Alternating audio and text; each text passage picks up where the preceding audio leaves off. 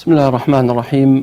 الحمد لله رب العالمين، صلى الله وسلم على رسوله الأمين وعلى آله وصحبه أجمعين.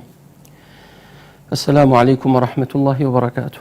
بنراني كنالي آسماني أموشگاري بخوش حالي ولقلتانا بين لبرنامج شنو برسياري بنران أو برنامج كإيسا راستا وخو لقلتانين خواهي قوري أرمتي درمان بيت هر کەسێک پرسیاری هەیە دەتوانێت لەسەر هێڵ لەگەڵمان بێ و ژمارەکان دانرێت.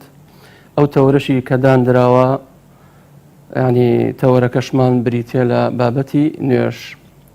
هەر کەسێک پرسیاری ئینشاءڵڵا توانێت تەلەفۆن بکات، بەڵام داوایەکمانەیە لە بەڕێزان ئەوانی کە تەلەفۆنەکەن هەوڵدن لە تەورەکە دەرنەچن ئینشاءڵڵاه تەعالا.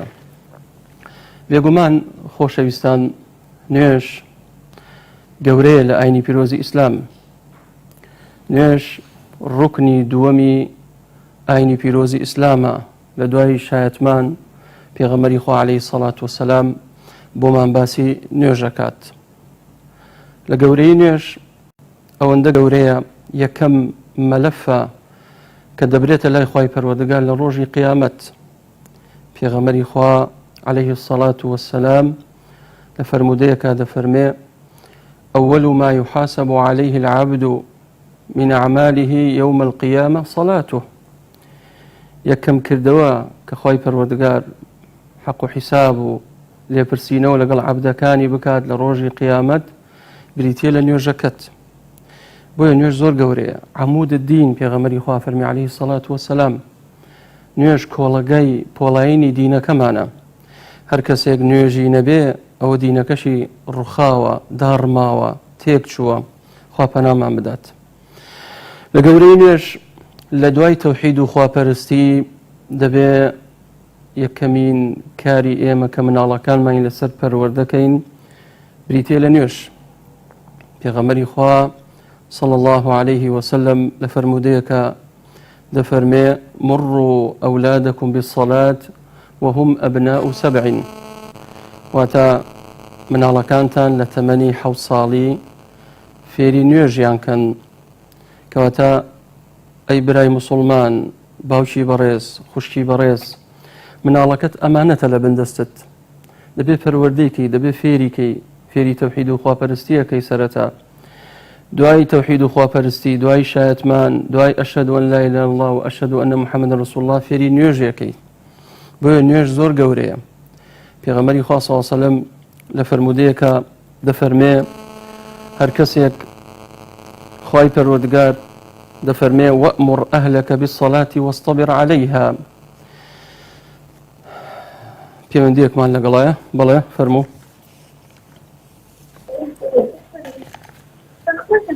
بەڵێ فەرموو. السلام عليكم. وعليكم السلام ورحمة الله وبركاته. بەڕێزی براکەم، ماشي براجعنا حاول باشا. خوای گەورە لێ ڕازی بێ یا ڕەبی. خوا سەلامەتتان کە یا ڕەبی. تمام في كلام مسجل. لە خزمەتانم. فەرموو براکەم. كتبتي بسكولا ما حزك من جنات آداب كان ينجز بكتيش تيجي بواسطة خوي أواجه جديد كتبتي ما مسجل. وبرا دەنگت باش نایە ئەگەر سەوتی تەلەڤیزۆنەکە لای خۆت کەسکەی. ما مسجل. بەڵێ. كتير بتشوفكم هاي أخوي حزق عرب تنصل الزنات فەرموو. راسي آداب كان ينجز بوكي زحمة نيش. ئادابی نوێژ بله. باشە براکەم بەسەر چاو. السلام عليكم. عليك السلام ورحمة الله وبركاته. لە گەورەی نوێژ پەروەردگارمان ئەمری پێمان کردووە لە قورئانی پیرۆز دەفەرمێ: فەصەلی لڕەبیکە وەنحەڕ. نوێژ بکە ئەو جا بڕۆ حەیوان سەر بڕە. هەمووی بە ئەمر هاتووە. لە ئاەتێکا فەرمێ: ئەقیمی الصەلات. لە ئاەتێکا فەرمێ: حافظوا على الصلوات والصلاة الوسطى. لە ئاەتێکا فەرمێ: وقوموا لله قانتين. وقوموا لله قانتين. ئەم برا بەڕێزە پرسیارێکەکە دەفەرمێ بۆمان ڕوونکەرەوە ئادابەکانی نوێژ چییە؟ بێگومان ئادابەکانی نوێژ ئێمە دەبێت لە پێغەمبەری خوا صلی الله عليه وسلم وەری بگرین. چونکە بۆ خۆی ڕسول الله عليه الصلاة والسلام دەفەرمێ: صلوا كما رأيتموني أصلي. نوێژکەن وەکو چۆن من ئەبینن نوێژەکەم بێگومان ئێمە نەمان بینیە بەڵام هاوڵە خۆشەویستەکان ڕەزا و ڕەحمەتی خۆی گەورەیان لێبێ ئەوان بینیانە بۆ ئێمە ڕوونیان کردوتەوە خۆی تەعالا فەرمی خودو زینەتەکم عند كل مسجد یەکێ لەو ئادابە جوانانەی نوێژ ئەوەیە ئینسان کە چووە ناو نوێژ دەبێت زینەتی خۆی واتە ستری عەوڕە بکە و جلێکی لەبەر بێت تەنگ نەبێ و تەسک نەبێت بەڵکو جلەکەت دەبێت فراوان بێت بۆ ئەوەی ئینسان بەڕێک و پێشی بەرامبەر خی پەروەردگارە وەستێ مناجاتی خی تەعالا کات لە ئادابەکانی نوێژ ئەوەیە کە ئینسان دەستنوێژێکی جوان هەڵبگرێت کە پێغەمبەری خوا صلی الله عليه وسلم فەرمێ ئیسباغ الوضوء على المكاره ببورن پەیوەندیەکمان لەگەڵا بەڵێ السلام عليكم. وعليكم السلام ورحمة الله وبركاته. باش ماما سەیان بەڕێزی سوپاس دەکەم خی گەورە مەفەقت کرد دەستخۆشی بەرنامەکەتان لێکم خی گەورە لێ ڕازی بێ ڕەبی سوپاس یا خوا مەفەق بی خی گەورە بتان پارێزی ئینشاءالله آمین جميعا يا رب ماما سەیان پرسیارە بێ زەحمەت فەرمو مەسەلەی ئافرەت لە نوێژە پرچی دیار بێ خۆت پێی دیار بێ بۆ نوێژ بەتاڵبوونەوە چۆنی ماما سەیان دەست دوای ئەوەی ئینشاءالله موبایلەکەم داخستەوە گوێ بگرم لە تەلەڤیزیۆنەکە عەزیز نەبێ وەڵام بدەیتەوە بەسەر چاو بەسەر چاو خی گەورە مەفەقت کرد سەلام عەلەیکم عليك السلام مەفەق ئینشاءالله خی گەورە بتان پارێزی و خێرتان بنووسی آمين ئینشاءالله يا ربي خاص مەفەق سەلام عەلەیکم عليك السلام ورحمة الله وبركاته ئەمرا خۆشەویستە پرسیارە واکە دەڵێ ئافرەت لە ناو نوێژە تا چ ڕادەیەک پرچی بەدەرەوە بێ کەم بێ یاخود زۆر بێ دروستە یاخود دروست نییە بێگومان عورەتی ئافرەت هەموو گیانی عورەتە ماعەدا دەمچاو هەردوو دەستی نەبێ و و ئەمەشیان لە مەذهبی ئیمامی شافعی هاتووە ڕەحمەتی خی گەورەی لێبێت کەواتە خوشکان کاتێک چوونە ناو نوێژەوە دەبێ سەریان داپۆشن و لە چێشی باش لە سەریان بێ و نابێ پرچیان بەدەرەوە بێت تەنانەت لە مەذهبی شافعی ڕەحمەتی خی گەورەی لێبێ دەفەرمێ نابێ یەک تەڵێ پرچی بەدەرەوە بێت بۆیە یەکێک لە مەرجەکانی نوێژ ئەوەیە کەوا ستری عەورەت بێت ستری عەورەتش بۆ ئافرەت بۆ خوشکان هەموو ژیانیان عەورەتە ئافرەتان تەنانەت پرچیان ژنایە بەدەرەوە بێ ماعەدا دەمچا و دەستیان لە ناو نوێژە دەربکەوێ ئاساییە والله تعالى أعلم بەڵێ پەیوەندیەترمان لەگەڵە بەڵێ السلام عليكم. عليك السلام ورحمة الله وبركاته. ماما سعيد بريد. بەڵێ کاک حاجی ماما سعيد پرسیارەکەم خی گەورە پاداشت بداتەوە بەڕێکی وەڵام دەیتەوە من ناتوانم پاداشتیەوە بدەم ئەوە خی گەورە پاداشتیەوە بداتەوە والله کاک حاجی ببوورە گەر دووبارەی کەیتۆ بەڕاستی هیچ لێ تێناگەم پرسیارەکەت ماما ساژیان تەلەڤیزۆنەکە لای خۆت کابراایەکەم کاک حاجی ژیان تەلەڤیزۆنەکە لای خۆت کچکە با دەنگ نەبێت کابراایەکی شوانم کابرایەکی چی کابراایەکم شوان شوانی بەڵێ شوانی خەڵکم باشە زۆر حەز ئەەکەم جمعە بکەم بەڵام سەعات ئیشەکەم مەجالم ناداتێکە جمعە بکەم شوێنەکەشم چۆڵە دەستێکی چۆڵام بەڕاستی جمعەم بۆ ناکرێت ئایا توی گوناحبار ئەبم یان نا باوەڕکە هیچ لێ تێناگەم نازانم دەنگت ساف نییە لای من دوام نوێژ ئەەکەم سنەت حەز ئەەکەم بە جوانی نێتەکەم پێ بڵێ نێتی شەو نوێژ و زوحا سۆنی بێنم ببوورە لێ تێناگەم جواب بدەیتەوە خی گەورە پاداشت بداتەوە ئەبێ خۆشمەکوە دەنگە دوازەح نییە لای من ئەگە برایانی کۆنتترۆل تێمگەێنن زەحمە نەبێ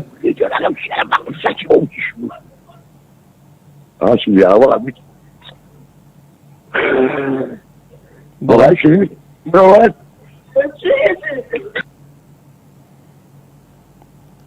بەڵێ السلام عليكم. وعليكم السلام ورحمة الله وبركاته.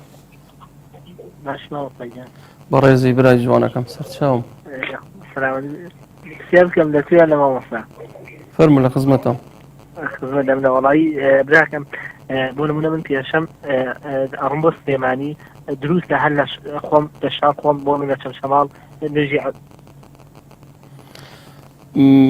تۆ خەڵکی چەمچەماڵی برا خۆشەویستەکەم بەڵێ لە چەمچەماڵ دانیشم باشە دەی بۆ سلێمانی سەفەرت هەیە سەفەرم بۆ دێم یعنی هەر لە چەمچەماڵ نوێژی عەسر و نیمەڕۆ بکەم بەیەکەوە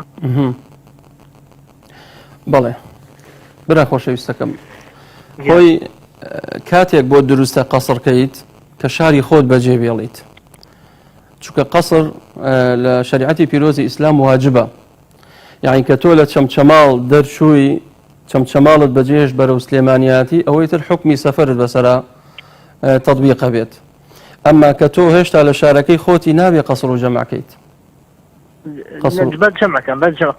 بەس جەمع دروست نییە جەمعکەی ئیلا لە حاڵەتێکە بۆ نمونە تۆ سەفەرت هەیە لە حاڵەتێ جەمعەکەی دائمە بیکە قاعیدە لای خۆت جەمع بۆ ضرورەتە کە زانیت بۆ نمونە تۆ نوێژی نیمەڕۆ کردووە لە چەمچەماڵە تەوێت سەفەرکەی ئەزانی 100% نوێژی عەسرت مەجالت نابێ یان لە دەستە چێ ئەو کاتە کۆیەکەیتەوە جەمعەکەیت بەبێ قەسڕ چونکە هێشتا لە شاری خۆتی ئەمما بەبێ هۆکار بتەوێت جەمعەکەی دروست نییە لەو حاڵەتەیە دروستە والله أعلم آمين أجمعين براجعنا وعليك السلام ورحمة الله وبركاته بەڵێ خۆشەویستان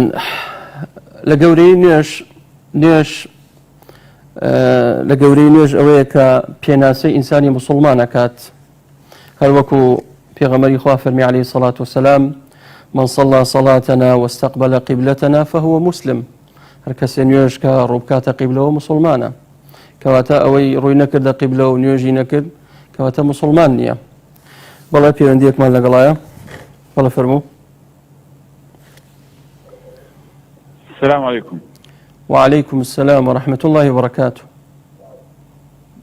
ما هو تجمع بسيط خواهي قول لي راضي يا ربي سلامت بي فرمو والله ما هو تجمع بشارك ما هو راسي آية واجبة مأمون لدواء إمام يوشكا يا مكوار عسى يقر مثلا لبرن إمام في خلقان يبين يوشكا وانا مثلا حرم مكة إمام كان لدواء زول لدواء يوشكا وخلقيش ببورە ئەگەر پرسیارەکە لەسەر خۆ بکەی برا جوانەکەم گیان ئەگەر پرسیارەکە دووبارەکەیتەوە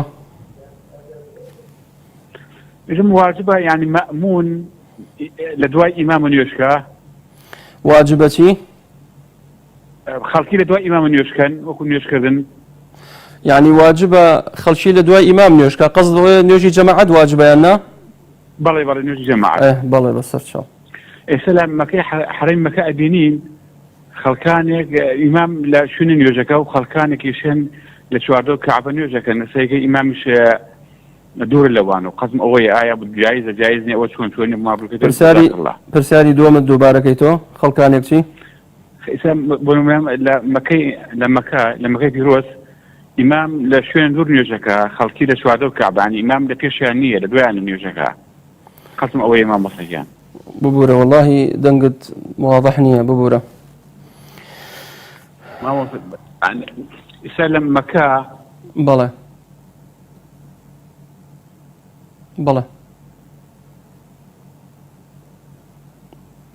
بەڵێ قوربان لەگەڵتم ئەم برا خۆشەویستە پرسیارەکە ئەڵێ حکمی نوێژی جەماعەت چییە؟ ئایا واجبە سونەتە مستحەبە بۆمان هەیە لە ماڵەوە نوێژکەین؟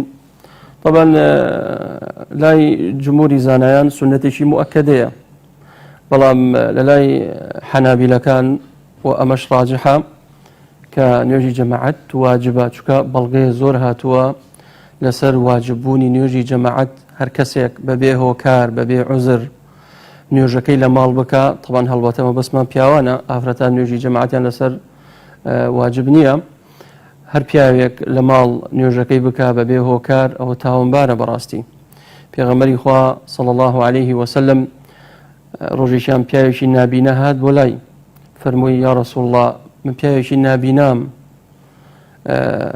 کەس نییە دەستم بگرێ بم با بۆ مزگەوت لەیسە لی قائد یقودنی إلى المسجد و ماڵەکەشم دوورە لە مزگەوت سێم عوزرانەکە ئیهێنێتەوە وللرقوبانش كثيرة الهوام واتە لە ڕێگەوبان مار و دووپشک و شتانەی لێیە و کەسش نییە دەسم بگرێت ئایا ڕوخسەت هەیە نێم بۆ نوێژی جەماعەت پێغەمبەری خوا عەلەیهی سەڵات وسەلام فەرمووی هەل تەسمەعو النیدا ئایا گوێت لە بانگە فەرمووی بەڵێ فەرمووی دەبێ بێ بۆ نوێژی جەماعەت یعنی پیاوێکی نابینا پێغەمبەری خوا عەلەیهی سەڵات وسەلام ڕوخسەتی پێ نەدا لە ماڵەکەی خۆی نوێژکە ئەی فەکەیفە ئێمەی چاوساغ ئەی کەیفە ئێمەی لەش ساغ و تەندروست بۆیە هەر کەسێک گوێی لە بانگە و ناچێ بۆ نوێژی جەماعەت ئەو وەڵڵاهی تاوانبارە دەبێ بەخۆیە بچێتەوە.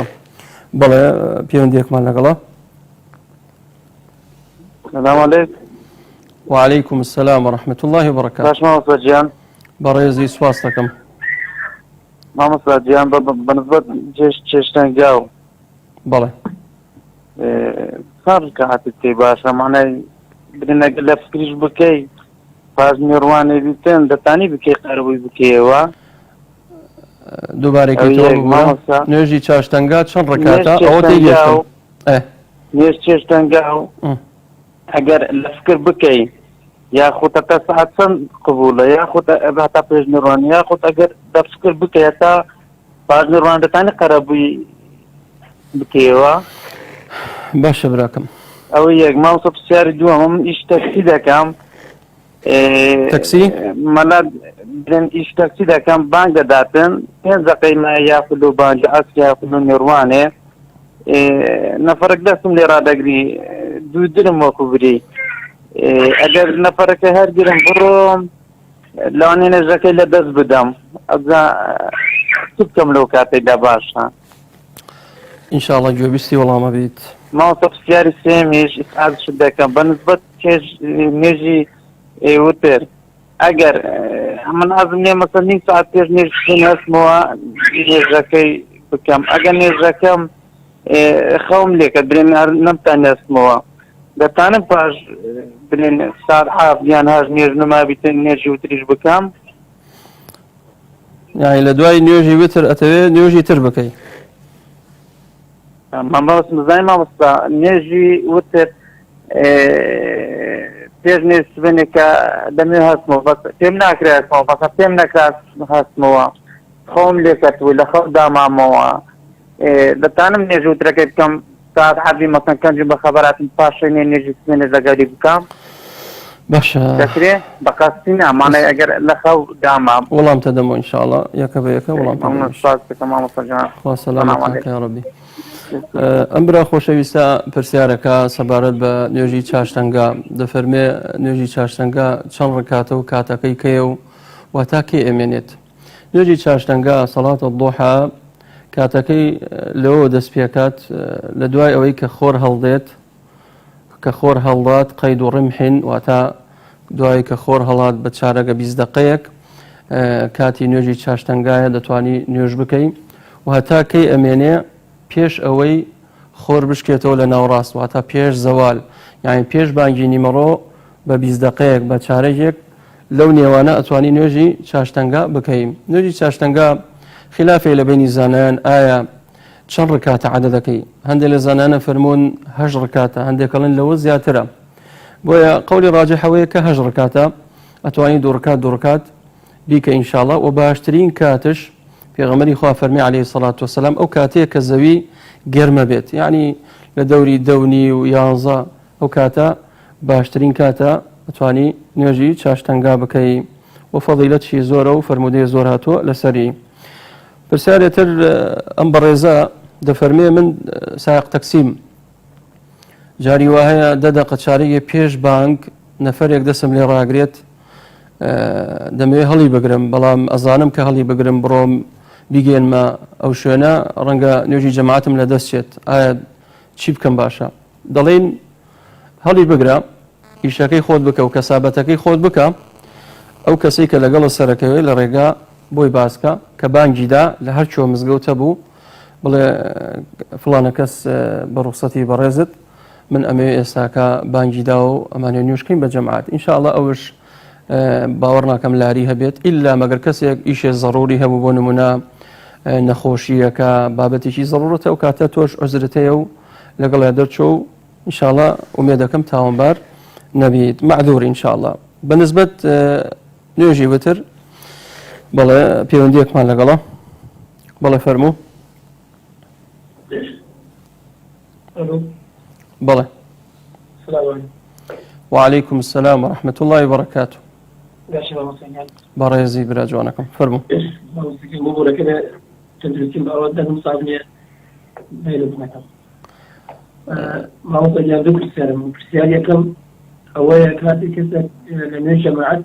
ببوورە دەنگت واضح نییە، دەنگت صاف نییە لای من.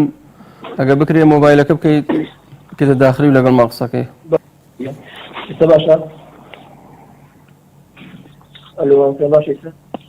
فەرموو.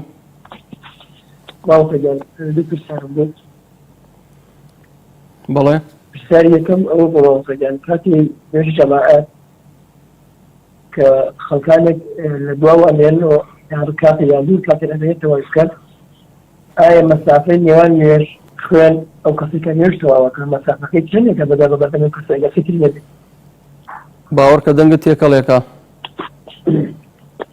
هیچ تێناگەم لە دەنگت. ئێستا باشترە؟ فەرموو. ماوەستەکەم پرسیارەکەم ئەوە بوو کەسی نوێژ خوێن کات جەماعەتە کاتی نوێژ جەماعەت تەواو ئەبێت هەندێک برا ئەمێنەوە لە کۆتایی ریزەکانە کە نوێژ خوێن کە نوێژ تەواوەکە هەندێک برا هەڵ ئەستن بە پێشی ئەو نوێژ خوێنە ئەڕۆن کە مەسافەیەکی دیاریکراوی هەیە لە شەرعە بۆ نمونە مەترێک بێت یان نیم مەتر بێت نێوان نوێژ خوێن و نوێژ ئەو کەسەکە نوێژەکە ئەگەڕێت بۆ پیشی خۆی. ببوورە بەشێک لە پرسیارەکەت هێشتم بەڵام کۆتایەکەی نازانم چێڵی. دەنگت تێکەڵێکە دەنگت تێکەڵێک.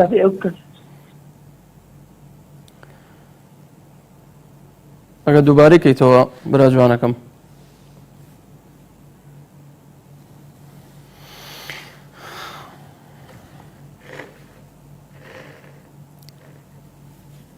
بەڵێ ئەم بەڕێزە پرسیاری نوێژی وتری کرد.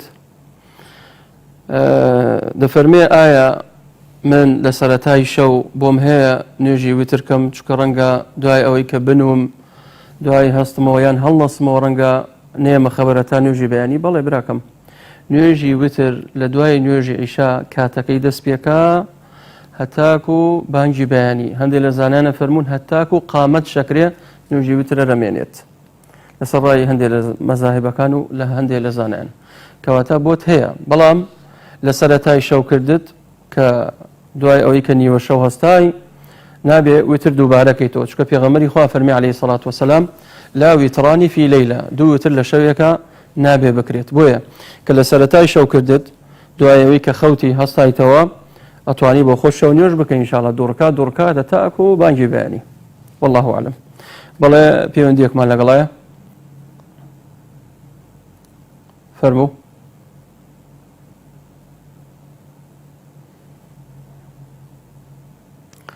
بەڵێ. السلام عليكم. وعليكم السلام ورحمة الله وبركاته. بەڵێ قوربان. دوو پرسیارەکەم لە خزمەت جەنابتە. فەرموو لە خزمەتە. مامۆستا من کابرایەکی شوانم. باشە.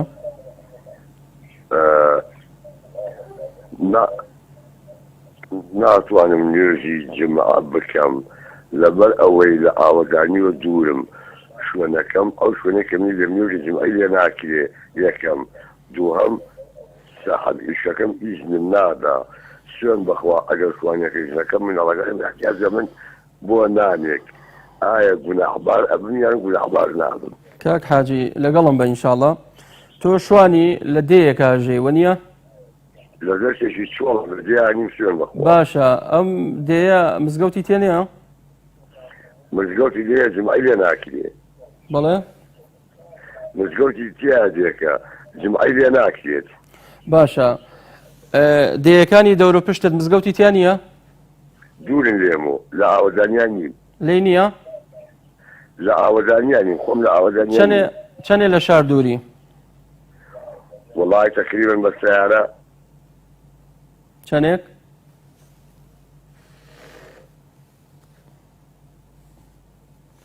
ببوورە دەنگت نەما تقريبا 20 دقيقة شتێکی وا بە چەندە سیارە دوورم چەندێ لە شار دووری تقريبا 20 دقيقة نیر سەعات 20 دقيقة نص على صار دورم بس باشە ینی بۆت ناکرێ باشە ینی ناکرێ سەعات 11 دەست لە شوانێتی بەردەی من بەڕۆژ لە شێوم کابرا لێم قوبڵاکەنی و ڕۆژانەکە بێنمەوە بیکەمە پەچەوە بچم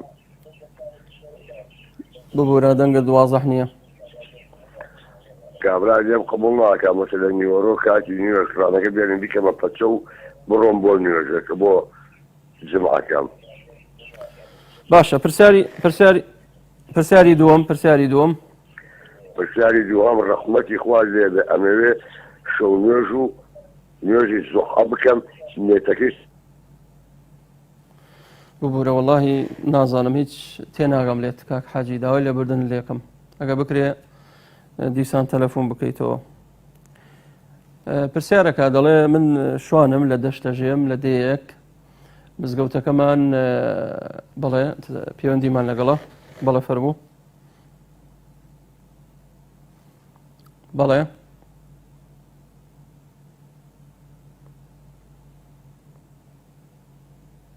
بەڵێ فەرموو دەڵێ مزگەوتمان هەیە بەڵام کەسێک نییە وتارمان بۆ بدات ئەمەش بەڕاستی جێداخە لە دەیەکە کە پێغەمبەری خوا عەلەیهی سەڵات وسەلام فەرمێ هەر کەسێک لە دەیەک بێ یاخود لە شارێک لا تقام فيه الجماعة يعني الجمعة إلا استحوذ عليهم الشيطان إلا شيطان أو ديه كونترولك أو شارك كونترولك زال بي بسريا كواتام براستي أما دەبێ خەڵکی ئەو گوندە خەمیان بێت مامۆسایەک بۆ خۆیان دابین کەن نەسیحەتی خێریان کەن لە ڕۆژی جومعە چونکە ڕۆژی جومعە شاعیرەیەکە لە شاعیری ئیسلام نابێ ئیهمال بکرێت بەڵێ پەیوەندیمان لەگەڵە بەڵێ فەرموو السلام عليكم ورحمة الله. وعليكم السلام ورحمة الله وبركاته. باشی مامۆسای بەڕێز حواڵ باشە؟ خوای گەورە لێ ڕازی بێ یا ڕەبی. خۆشی دەکەین خوا بزاداتەوە. ئامین یا ڕەبی سەلامەتی لەگەڵ ئێوەی بەڕێزە فەرموو براکەم. سەلامەتی وەڵی مامۆستا جان پێبینێک ڕەحمەت نەبی لە سەرەتای بەرنامەکەی جەنابتەوە هەتا ئێستا ئەو پەیوەندیانەی دەکەن زۆر مستەفید نەبوون لە پرسیارەکان لە وەڵامدانەوە کە جەنابیش تێ نەگەیشتی وەزانم خەرەلێک لەیان لە لاقەکەی جەنابەتیان لە کۆنتڕۆلی هەیە گە چارەسەر بکرێ لە بەرنامەکانی تاهاتی مەمنون دەبیت. باشە ئینشاءڵڵا برایانی کۆنتڕۆڵ گویان لێت بوو ئینشاءڵڵا برایانەی پەیوەندیان سەردانابێت بۆڵدان لە پرسیارەکان زۆربیان حاڵی نەبووی. ڕاستەکەی بەسەرچەوە لەبارەت پرسیارەکەشم زەحمەت نەبی مامۆستا جان ئەو حەدیثانەی لەسەر قەرچ و جەمع هاتینە مثلا هەر کەس بتانی چەند نوێژەشی قەرچ و جەمع بکەن لەوەی هەیە چەند نوێژی بینتەکەن یەکدی مامۆستا بەڕێز یەک دوو سێ بگورە دووبارەی کەیتەوە پرسیارەکەت مامۆستا جان گوتم ئەگەر یەکێک بیەوێ چەند لە سەفەر دابی یان بیەوێ سەفەر بکە لەوەی هەیە چەند نوێژی قەریان جەمع بکات چەند نوێژی جەمع بکات بەڵێ مثلا چەند نوێژ یەک نوێژ دوو نوێژ سێ نوێژ مثلا لەوەی هەیە تا چەندی مثلا جەمع یان قەسر هەردووشیان مامۆستا باشە براکەم. السلام عليكم. عليك السلام ورحمة الله وبركاته. ئەو برا خۆشەویستە دەڵێت بابەتی نوێژی قەسر و جەمع تا چ ڕادەیەک و چ کاتێک واجبە بێت و چەند نوێژ بۆمان هەیە کورتی کەینەوە. برا خۆشەویستەکەم قەسر واجبە و نەسی ئاياتی لەسرە خوای تەعالە لە سوورەتی نیسا بۆمان باسەکە و چەندین فرموودەی لەسرە لە صحیح بوخاری مسلم هاتووە. ئەوانی کە قەسرە کرێتەوە ئەو نوێژانن کەوە 4 ڕکاتن وەکو نیمەڕۆ عەسر عیشا ئەوانی کە 4 کورتەکرێت و ئەکرێ بە 2 ئەمما مەغریب وەکو خۆی مێنێ 3 و نوێژی بیانیش هەردووە بۆ خۆی وەکو خۆی مێنێت کە ئینسان سەفەری کرد لە سلێمانیەوە چۆڕانیە لە سلێمانی چوو بۆ هەولێر چوو بۆ بەغدا بۆ تێ قەسر کەیت مادام چوویتە شارێتر ئەتوانی قەسر کەیت دوو قەسرەکەی وا باشترشە جەمعش بۆ ڕوخسەتە هەتاکو بەڵێ پەیوەندیەکمان لەگەڵە ببورن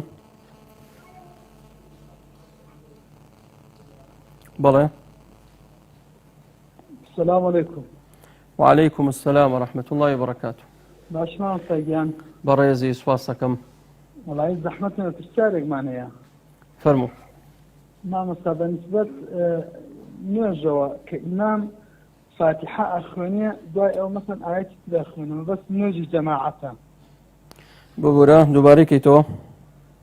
بالنسبة نرجع جماعتها. باشا نرجي جماعات. بلا نرجع جماعات بونما إمام فاتحة أخوانية. دعاء سورة يتر أخوانية آية مأموم فاتحة بخوانية يعني أخوانية. باش إن شاء الله جوابيستي والله ما بيت. مثلا يكشتير هي مثلا أتزاروا من حقين يشتيك أشياء. يعني نا وجواني أجرم نا وجوانيش فاتحة بيخوم عليهم. بقولها أوي دوميان شيبو. ما بس موي بيمتيك أشياء كبون من إمام قرآن جا أخواني من فاتحة بخوانم. نا فاتحة بيخوم وجواني بيمتيك أشياء بخوانم. نا وجوانيش بيل إمام جا أجرم. اگر دوباره ببوره اگر دوباره که تو پرسیارکت نامسا كإمام فاتحة ناخونيا باشا دو او دسنا كتا قرآن خوندن باشا من ليم تيكا چكا ديم فاتحة بخون حفتونا كم فاتحة غم بطواو ناكريا كواتا خشوع منامن نا فاتحة غم بجواني اخونم نا جوغت نغا مش بجواني اگر نيخونم اسايا باش براجعونكم ان شاء الله والله متدمو ان شاء الله. پرسیار قصر و جمع کرده و برا برزا بله براکم بوت هیا حتشنه بمنی تولی مادام دو روزه سه روزه پیغمبری خو علیه الصلاة والسلام لو زیاترش 19 روز لشاری مکه مایه و پیغمبری خو صلی الله علیه وسلم هر قصر و جمع کرد درسته ان شاء الله که سفرت کرد اتوانی نوجه چواریکان کرد کیتو دو رکاتا کیت نوجه مرو عصر واتواني كويان كيتوا يان جمعي تقديمك يان جمعي تأخيرك كيت يان نمرو بيت لا عصر يان عصر دين تلا نمرو دبي هابيت نق عصر بري تلا مغرب دروسنيا دبي عصر بين تلا نمرو يان نمرو بيت لا عصر يان مغرب بري تلا عشان عشاء بين تلا مغرب دور كاتك نمرو سلام الداية دور كات نيوجي عصر كيت او جا مغرب سير كاتك نابي كرتي كيتو ها سير كاتا سلام الداية دور كات نيوجي عشاء كيت ام بريزا برسارك ضل اما تشين بونيجي جماعه امام ك سوره فاتحه توكر يكسر دستك بقران خوندن اي اما لبشت امام وكو مامومك سوره فاتحه بخونين ياخذ ني خونين جوراغلين طبعا ما يكون تازا خلاف لبين زانيان قولي راجح كقولي جمهور فالنوي سورة فاتحة واجبة الركنك لا بايك لبايكان ينوش في غمر خواه فرمي عليه الصلاة والسلام لا صلاة لمن لم يقرأ بفاتحة الكتاب نيجي أو كسا تواونية الرواية فرمي فصلاته خداج وتا نقصانا وإن يوجك النقصان نبيت وإن يوجك التوابي سورة فاتحة بخينا لن يوجد صريكان ولا جهريكان أما الراجح إن شاء الله سورة فاتحة بخوانن بلام كسورة فاتحة خونا إمام القرآن خوانية خوي تعالى فرمي كاتي قرآن جود القرآن بو فاستمعوا له وأنصتوا بيدن بو جورا بقرأ ودل الله قرآنك بيت بلا بيونديك ما نقلا فرمو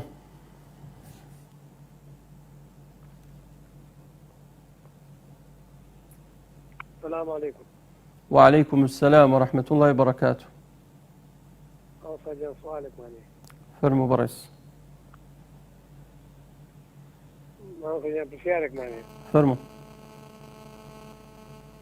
كسب شبو أمر أبو خوي أتواني أمر أبو دايكو باوشي كأنك الخويا. دايكو باوك. كسب شبو أمره. تيجم دايكو باوك. أتواني أبو دايكو باوشي كأنك الخوي. دايكو باوشي ما هو؟ نما أنا خير. نما خوي يقول عفيانك باش براك. نما والله. باش براك. والله نما أنا خير. جوبيستي والله ما بي. بس خوش. وسلامتك. أبا رزا برسياركات على دايكو باوكم وفاتيان كردوا خوي يقول عفويك وهم مردوي مصلبان عافك. ضليت أتشمبو عمرا درستا عمرا بكم بو دايكو باوكم يعني ئەوش دێتە ژێری کە ئایا وەسیەتیان کردووە یا خۆنیان کردووە مادام دایک و باوکت وەفاتیان کردووە دەتوانی عمرەیان بۆ بکەین ئینشاءڵڵا هیچ گرفتێک نابێت واردش بووە لە فەرمودەی صحیح پێغەمبەری خوا صلى الله عليه وسلم بۆ دوو کەس ئەتوانن عمرە بکەن یاخود حەج بکەن کەسێک لە ژیان نەماوە و کەسێکش لە ژیانە ماوە بەڵام پەشی کەوتووە ئەوانش ئەتوانن حەج و عمرەیان بۆ بکەن بەڵام بەمەرجێ یعنی ئەم کەسە لە ژیانی دنیا کەم تەرخەم نەبوو بێت ئەوە بەڕاستی ئەوە زۆر گرنگە ئینسان دەبێت ئاگادار بێت جاری وایە ئەم کەسە سێرەکەی تا گەنجە حاڵی باشە وەزعی باشە دەوڵەمەندە ئەیتوانی وڕا بۆ حەج و عمرە بەڵام هەوڵی نەداوە بەڕاستی تاوانبارە بۆ ئەوانە نییە بەڵام خەڵکانێک هەوڵیان داوە ناویان نووسیە حەزیان لێ بووە ئارەزوومەند بوو نەبڕۆن بۆ حەج و عمرە بەڵام دەرفەت نەبووە قەدەری خوا وەفاتیان کردو بۆ ئەوانە حەج و عمرە ئەکرێ والله أعلم بەڵێ پەیوەندیەکمان لەگەڵە فەرموو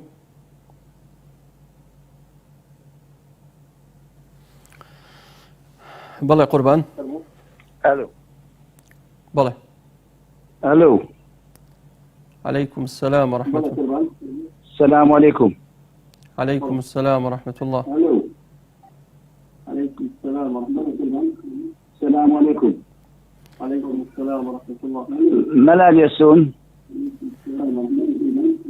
نازانم دەنگەکە لای من زۆر تێکەڵە بێ سبحان الله ملال يسون هیچ لێ تێناگەم ببوورە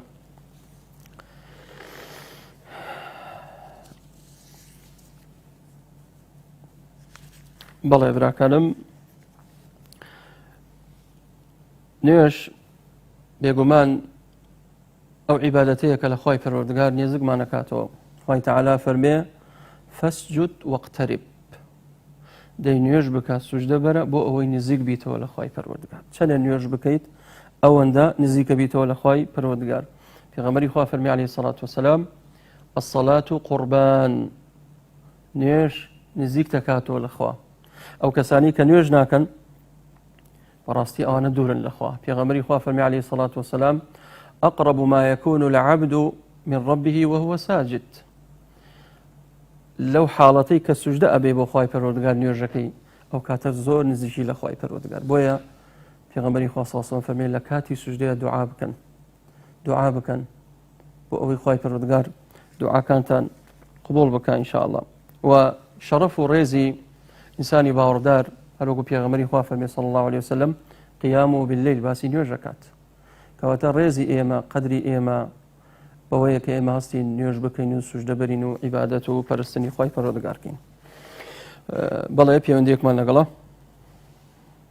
فەرموو السلام عليكم وعليكم السلام ورحمة الله وبركاته دەست خۆشی بەرنامەکە لەکەم مامۆستای وادارم خی گەورە لێتان ڕازی بێ ئامین یا ڕەبی فەرموو زۆر سپاس بەڕێزم بەنسبەت نوێژە بۆ نمونە بچی بۆ عەیادێک بچی بۆ شوێنێک سوور بەسەر بزانی نوێژ بێت ئەچێت ماڵێکی دروستە ببوورە دووبارێکی تۆ بە نمونە بچی بۆ عەیادەیەک یان بۆ شوێنێک بچی دووبارێکی تۆ بەس لەسەر خۆت خوشکی بەڕێز بەڵێ ئەگەر بچی بۆ شوێنێک بزانی نوێژەکە ئەچێت نوێژێک دەچێ بەڵێ ئەتوانی لە ماڵەوە بیکەی لەو شوێنێک نییە بەرماڵێ داخیت و نوێژکەی وڵی شوێنەکە چییە مەسەلەن دکتۆرە چییە شوێنە بۆ دکتۆر باشە وەڵامتە دەمەوە شان بەڕێزم پرسیارێک تریشم هەیە بەڵێ فەرموو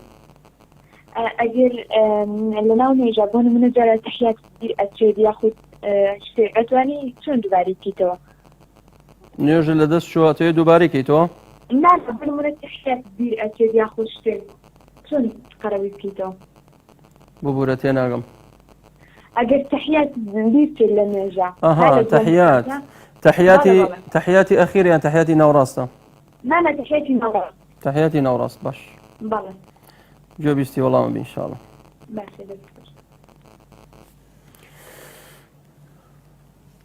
باش ئینشاڵڵا کۆتا پەیوەندیمان لەگەڵە بەڵێ فەرموو الو بەڵێ کۆتا پەیوەندیە بەڵێ فەرموو السلام عليكم وعليكم السلام ورحمة الله وبركاته ملا بيسون. السلام عليكم. وعليكم السلام. ملا بيسون. عليكم السلام ورحمة الله.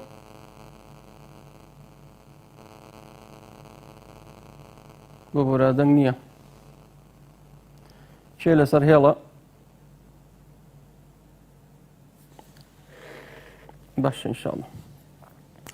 أخوش كبرزة برسالك هذا لي زور جاري ما ربنا كيوتا شارع أطباء يان أشين بولاي بزيشكيك بولاي دكتورك أكري نيوجا كم نكم دواي بيم ولا مال بكم نا خوشي برس الحمد لله يسا زور بي هر زوري أواني كعمارة وأوشتانهن لشويني كسوشي شاندانا وبونيوش كردن هولدا دزنيوجاكت هل بقرن مال أقل لويش جي دزنيوج نبو دزنيوجاكت ئامادەکە لەوێ هەوڵدا نوێژەکەت بکە لە کاتی خۆیان ئەگەر زانیت لەوێ شوێنی نوێژ نییە یان دەرفەت نابێت ئەو کاتە نوێژەکەت کۆکەرەوە جەمعی بکە ئینشاءڵڵا ئەو کاتاڵین زەڕورەتە نوێژەکەت جەمعەکەی ئەمما وئیلا ئەسڵ وایە نوێژ ئەبێ لە کاتی خۆیان بێت خوای تەعالا فەرمێ إن الصلاة كانت على المؤمنين كتابا موقوتا نوێژ ئەبێ لە کاتی خۆیان بێ نابێ نوێژەکەت یعنی ئیهمال بکەیت بڵێ دەی دوای دێم وای کەم نە هەتا بکرێ هەوڵدەی لەوێ نوێژەکەت بکەین وئیلا ئەگەرش ناچار بووی ئەو کاتاڵێن مەعذوڕیت و نوێژەکەت هەرەکە ئینشاءڵڵا دوایی پرسیاری دومی دەڵێ ئەگەر لە ناو نوێژایە تەحیاتی ناوڕاستم لە بیر چوو چی بکەم تەحیاتی ناوڕاست واجباتە کە لە واجبات بوو ئەتوانی پێشەوەی سەلام دەیتەوە دوو سوژدەی سەوە بێت ئینشاءڵڵا دوو سوژدەی سەوە بێت و ئەوجا سەلام بدەیتەوە ئەوە جەبڕە بێت بۆ ئەوەی لە جیاتی ئەو تەحیاتە واتە نوێژەکەت تەواوە بەڵام دوو سوژدەی سەوە بێت و پێش سەلامدانەوە تەحیاتی ناوڕاستت نەکرد بێت کێشە نییە بەڵام تەحیاتی ئەخیر ڕوکنە دەبێ بێنیتی بەڵام تەحیاتی ناوڕاست ئەگەر کەسێک لە بیری چوو دوای لە ڕکاتی سێم هاتە بیری پێویست ناکات دابنیشێتەوە بۆ تەحیاتی ناوڕاست ئەوە نوێژەکەی تەواو کرد پێش سەلامدانەوە دوو سوژدەی سەوە بات و لە پاشاندا سەلامەداتەوە بەڵێ بەڕێزان برایان و خوشکانی بەڕێز لێرە بەرنامەکەمان بەداخەوە کۆتایی هات داواکەم لە خوای پەروەردگار ئەوەی وتمان لە پێنا ئەو بێت خوای گەورەتان لەگەڵ تا بەرنامەیەکی تر دەینۆلاتان ئینشاءڵڵا والسلام عليكم ورحمة الله وبركاته قل هل يستوي الذين يعلمون